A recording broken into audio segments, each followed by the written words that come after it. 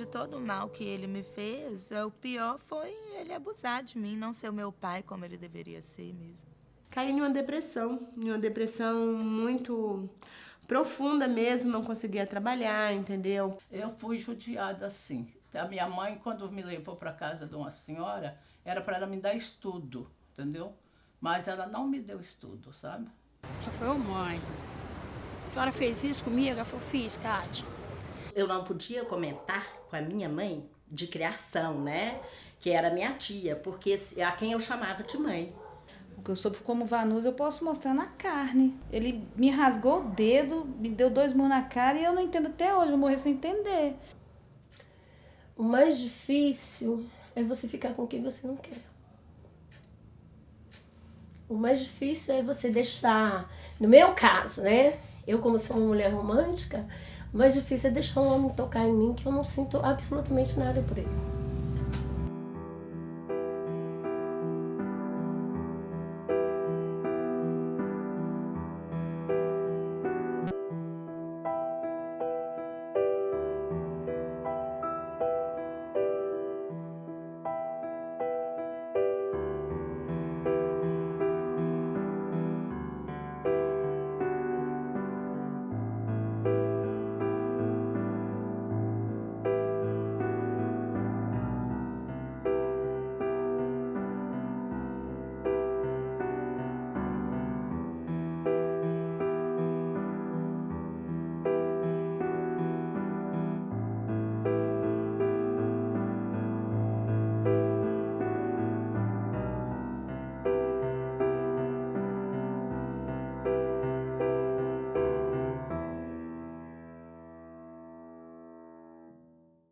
A minha infância não foi das melhores, não.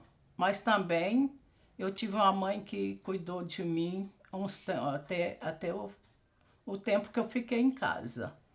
Porque eu saí muito cedo de casa. Eu saí com a média de 8 anos para a rua. Enfim, para a rua não, para trabalhar. Dos 7, 10 anos, 8 anos, então eu já trabalhava assim, tipo assim, na casa de alguém. Como assim? Você vai lavar uma roupa, você... Não sei nem quanto que eu ganhava, porque o dinheiro não era passado para mim, eu não sei nem se eu ganhava. Com certeza ganhava, mas o dinheiro era passado para eles. Eu era ali como uma escrava, apanhava igual uma condenada, entendeu? Apanhava muito, não tinha infância, não podia brincar, não podia estudar. Com a minha mãe era muito boa. Com meu pai já não, porque ele achava que eu era fruto de uma traição, né? Ele, certa vez, jogou isso na cara da minha mãe, e aí o casamento dos dois, né? Eles viviam maritalmente dentro de uma casa, mas não dividiam o mesmo quarto, né? E aí isso se tornou um problema entre eu e meu pai, porque ele sempre achava que a causa de tudo era eu. Eu tenho pra mim que eu fui muito discriminada dentro de casa, porque como eu era filha adotiva, eu sou de um relacionamento fora de casa, do meu pai. Eu sou fruto de um relacionamento fora de casa, eu e minha irmã. E segundo boatos, eu pareço demais com a minha mãe verdadeira. Pareço demais. E aquilo ali caía a ficha em cima de mim. Estava em cima da laje lá em Niterói. E a laje lá de casa dá pra ver o Cristo Redentor. E o Cristo Redentor com os braços abertos, né? E a minha mãe subiu as escadas e me viu lá, né? O que você tá fazendo aí? Eu falei, mãe, tô aqui. A senhora vai me bater, eu vou ficar aqui, sabe? Ela falou, você tá vendo aquele mundo lá? Eu falei, tô. É lindo, né? Eu falei, é. Mas põe o pé lá fora. Põe o pé lá fora, que não é o que você tá pensando. O racismo não existe só de branco para negro. Existe do negro para o branco. Porque ele me perseguia por eu ser loira e ele ser negro. E eu chamava ele de pai, porque o meu pai nunca me procurou. Minha mãe foi embora, separou do meu pai, me deixou lá, e meu pai me pegou, me levou para casa da minha avó. Aí disse que ela queria, porque queria me pegar de volta. E meus avós não deixaram. Aí um dia, passou um tempo, uns 2 anos, ela conseguiu convencer os meus avós e o meu pai a me levar para o Rio. A gente morava aqui em Bom Despacho. me levar para o Rio para ela me visitar. Aí marcou encontro na casa da minha avó de criação. Aí Aí chegou lá, e minha mãe, eu lembro que minha mãe me deu uma maçã, me pegou no colo. Aí eu custei para ir no colo dela, já não lembrava dela mais e via minha avó como mãe. Aí pegou, ela foi despistando assim, aí foi andando, era um terreiro grande, sabe? E tinha um muro pequenininho assim. Aí ela foi andando, despistando, de repente, na metade do caminho, ela correu. Tinha um Fusca com um cara mó estranho lá, atrás do muro. Aí ela me jogou no carro, entrou dentro do carro e saiu correndo. Eu me lembro, assim, até hoje eu fecho o olho, eu lembro da minha avó correndo com o braço esticado e eu com o braço no banco de trás com o braço esticado. Dói, assim, pela falta. Como eu tinha minha avó como mãe, é como se tivesse tirado a minha mãe e foi muito tempo para me superar isso. Porque minha mãe falava assim, eu sou sua mãe. Eu falava, me leva embora, eu quero minha mãe. Ela, sua mãe sou eu.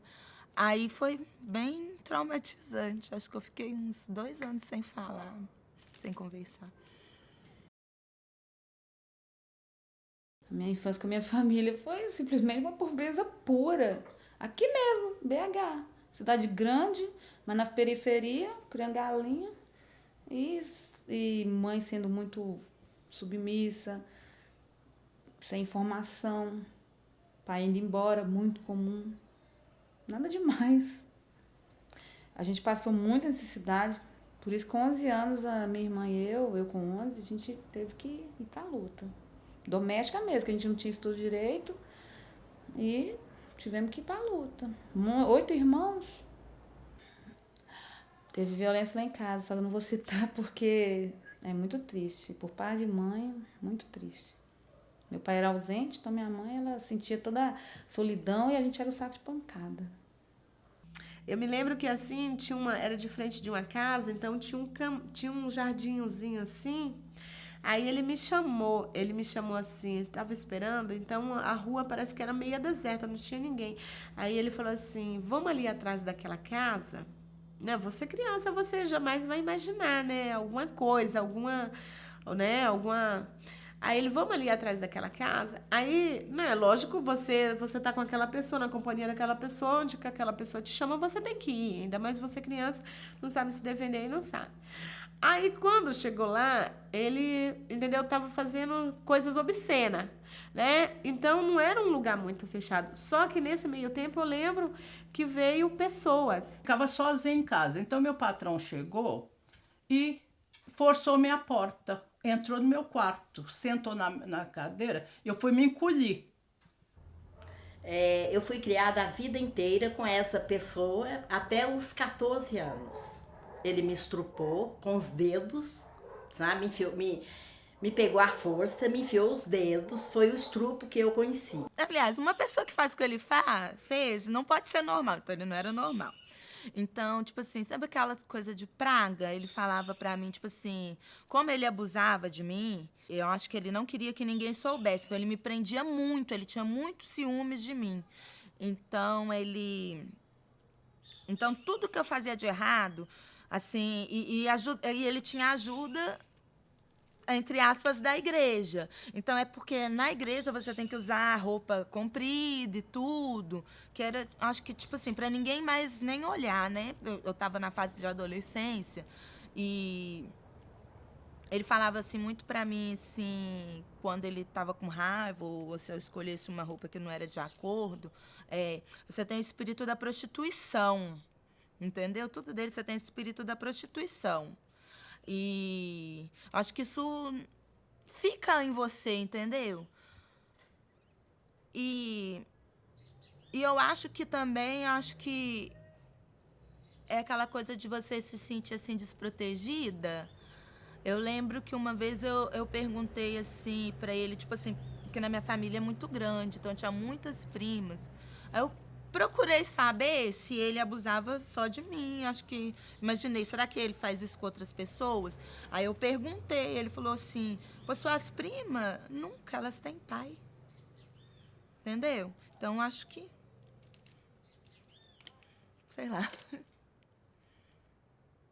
Isso dói. Com 15 anos, foi quando então eu comecei a conhecer aquilo que seria a prostituição. Foi uma porta que abriu. Fomos para a Cidade Livre. Aí foi para a zona. Aí a zona foi feia. Era aquelas moças com aqueles cortes no rosto, sabe? De navalha. Mas a gente não tinha noção do perigo que a gente estava correndo. Minha relação na prostituição veio muito em relação a uma coisa chamada ao preconceito. Primeiro, devido a ser um pouquinho gordinha, na época eu não estava conseguindo mais emprego. Então, eu não conseguia emprego, mas eu conseguia cantada.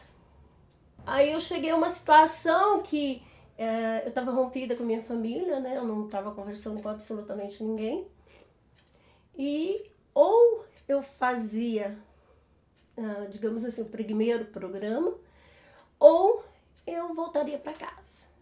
Eu trabalhava numa república de empregada, entendeu? Aí, e essa senhora, ela alugou essa casa, era a casa dela, só que ela alugou para esses rapazes. E eu ia lá fazer a limpeza, enfim, eu trabalhava lá, entendeu? Aí ela foi, me conheceu lá. A senhora ela tinha mais ou menos uns 60, 70 anos por aí. Aí me chamou para ir, mas não me chamou para trabalhar de programa no Rio. Me chamou para trabalhar como empregada doméstica na casa da filha dela. Quando chegou lá, ela não era isso. Chegou lá, era para prostituir, entendeu? Era para fazer programa. O que me fez ir para prostituição foi a coisa mais boba, mais comum. O que me fez ir para prostituição é olho grande. Eu procurando emprego, vi lá 1.500 cruzeiros. Na época, uma moça, sabe, querendo crescer na vida, mas a base de dinheiro. Fui pra zona. 16 anos. Fui pra zona. O começo foi esquisito, né? Porque o primeiro programa que eu fiz, o homem era gordo, feio pra caralho. Posso xingar? Não, né? O homem era feio, gente, dava dó. Eu era bonitinha, eu era toda em pezinha, né? Era abre ala, né? Menina nova, carne nova na pedaço. E de vez em quando eu passava lá na rua lá de casa lá, e eu via minha mãe lá conversando com a minha avó. Olhava assim, mas eu nunca tive coragem de retornar para dentro de casa. Aí eu tô lá, assim, triste. Aí o cara me falou assim, por que você tá triste? Eu falei, porque eu tô sem emprego, fui despedida, não tem lugar pra ir, tô sem eira nem beira. Aí ele falou assim, eu conheço um lugar onde você possa trabalhar. Aí eu perguntei, sabe que na hora como você pensa assim, será que... homem? Como que esse homem vai me oferecer serviço se ele nem me conhece? Aí eu falei assim, em que lugar? Ele, não, eu tenho que te levar. Você não pode ficar sabendo agora. Na hora que ele falou isso, eu falei assim, será que é em algum lugar errado? Porque lógico. Aí eu falei assim, será que é em algum lugar errado, meu Deus? Eu falei assim, não. Ou você pega ou você deixa. Naquilo eu não conhecia ninguém, eu não tinha ninguém naquele momento. Eu falei assim, então... eu vou ver que lugar é esse. Ele falou assim, então a gente vai andando. Aí subimos a Avenida Augusta, atravessamos por um parque que tem ali na... esqueci o nome. Na Avenida Paulista e descemos a Frecaneca.